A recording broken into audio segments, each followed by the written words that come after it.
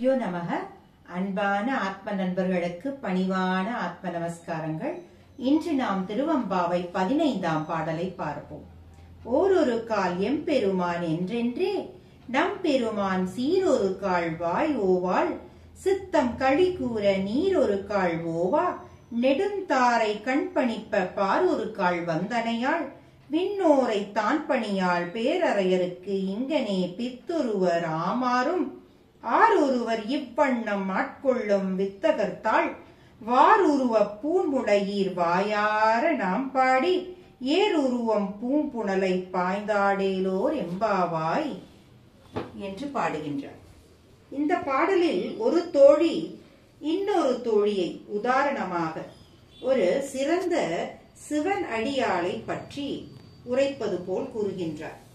எம்பெருமானே என்று ஈசனை ஒவ்வொரு நேரமும் அழைப்பதால் அவள் வாய் ஓயாது நிறுத்தாமல் அவன் புகழை பேசிக்கொண்டே இருப்பாள். அவள் மனமும் சித்தமும் நினைவுகளும் ஒன்றி கனிந்து மகிழ்ந்து அவர் கருணையை பேசும் போது உருகி பக்தி பரவசத்தால் ஓவா என்றால் நிற்காமல் அவள் கண்களில் இருந்து தாரை தாரையாக கண்ணீர் வடியுமாம்.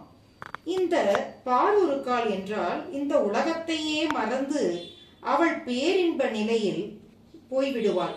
அவளால் மீளவே முடியாத அந்த நிலையில் அவள் அப்படியே இருப்பாள்.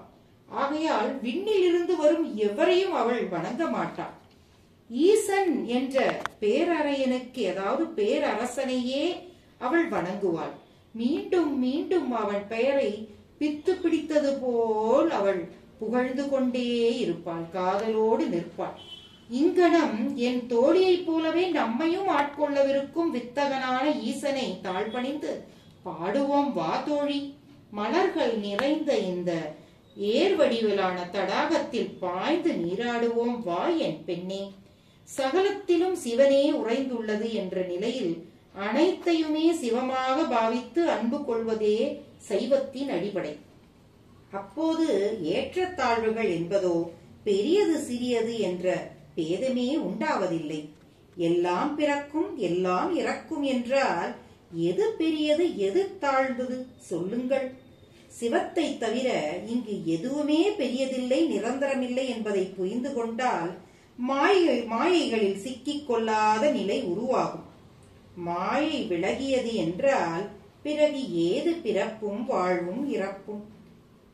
இவ்வாறு போற்றுவதற்குரிய இந்த மார்கழி நன்னாளில் காலை வேளையில் நீராடி ஆலயம் சென்று கருணையே வடிவான நம் ஈசனை காலந்தோறும் நம்மை காவல் காக்க கூடியவனான நம் எம்பெருமானை காத்திருக்க வைக்கலாமா? விரைவில் வா தோழி என்று அழைக்கின்றார். ஆகையால் வாருங்கள், நாமும் அவர் நாமத்தை கூறி அவருடைய அருளை பெறுவோமாக.